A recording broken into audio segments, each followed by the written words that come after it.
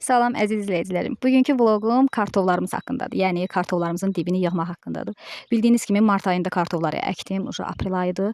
Kartoflar çıxıb və diblərini bellənmək, həm alağın eləmək, həm də diblərini belləmək vaxtıdır.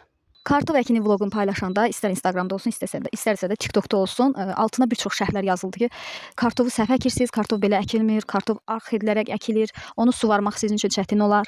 Əzizlərim, yəni mən Lirikdə yaşayıram və gözümü açdığım dövrdə necədirlər, belə kartof əkinini görmüşəm də. Bizdə kartof belə əkilir, yuva edilir, sonra kartof yuvaya qoyulur, üzəri örtülür, aprel ayında dibi yığılır, alağı edilir, iyul aylarında da torpaqdan çıxarılır. Biz kartofu satış məqsədi ilə əkmirik, adətən şəxsi istifadəmiz üçün əkirik, yəni o qədər əkirik ki, ancaq özümüzə yetir, biraz pay veririk, çox olsa satırıq, amma olmadıqda yenə də özümüz üçün istifadə edirik. Yəni sırf satış məqsədi ilə kartofu əkmirik. Həm də burada yaxınlıqda çay, arx olmadığı üçün suvarılma da mümkün deyil. Əsasən yağış suyu ilə qidalanır burada kartoşkalar. Havalar çox isti keçdikdə, yəni yay quraq keçdikdə məhsuldarlıq aşağı olur, çünki yağış suyu yəni az olduğu üçün kartofun məhsuldarlığı aşağı olur, amma yenə də özümüzə yetəcək qədər olur.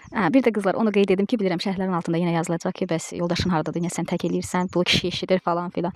Qızlar, mən yəni görmüşəm ki, bu işləri qadınlar görür. Bizdə yəni iş həqiqətən çoxdur. İstər kişi üçün, istər qadın üçün. Çünki kənd həyatı biraz zəhmət, əziyyət tələb edən həyatdır. Yəni rahat həyat deyil bura. Bu işlərdə də yəni bu işi görmək mənim üstümə qalır, üzərimə qalır. Əksər yerlərdə elə qadınlarımız bu işləri görür, kişilər də təsərrüfatla məşğul olur. Belə işlərdə adətən uşaqlar adama kömək edir, amma övladlarım da yuxarı sinifdə təhsil aldıqları üçün, yəni dərs yükləri ağır olduğu üçün, təhsildən yayınmamaqları üçün mən istəmirəm onlar bu işləri görsün, kömək eləsinlər. Buna görə də yəni özümüz eləyirik. Yəni çox iş deyil, gücümüz çatdığı qədərini etməyə çalışırıq.